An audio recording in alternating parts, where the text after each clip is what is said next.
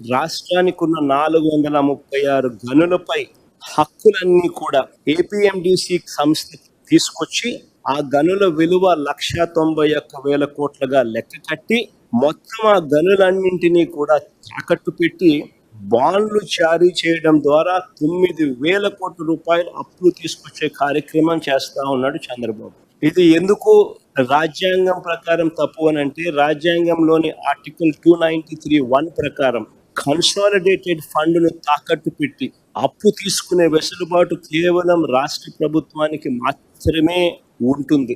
కానీ అప్పు కోసం చట్ట విరుద్ధంగా ఏకంగా రాష్ట్ర ఖజానాపై అంటే రాష్ట్ర కన్సాలిడేటెడ్ ఫండ్ పై ప్రైవేట్ వ్యక్తులకు హక్కులు కనిపించిన చరిత్ర రాష్ట్ర చరిత్రలో కాదు, దేశ చరిత్రలో కూడా బహుశా ఎప్పుడు ఉండిండదు. ఇది చట్టరీత్యా నేరం. 293(1) very clearly, Constitution 293(1) clearly says, subject to the provisions of this act, the executive power of a state extends to borrow within the territory of India upon the security of the consolidated fund of the state within such limits, if any, as may from time to time to be fixed by the legislature of such state by law, and to the giving of guarantees within such limits, if any, as may be so fixed.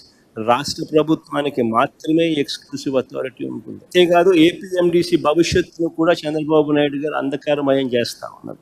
ఏకంగా ఏపీఎండిసిని తాకట్టు పెట్టి అప్పులు తీసుకొని వచ్చి ఆ అప్పులను divert చేసుకుంటూ ఏపీఎండిసిని శాశ్వతంగా కూడా అప్పుల ఊపులేకనెట్టే కార్యక్రమం కూడా చంద్రబాబు నాయుడు గారు దగ్గరుండి కూడా చేస్తా ఉన్నారు.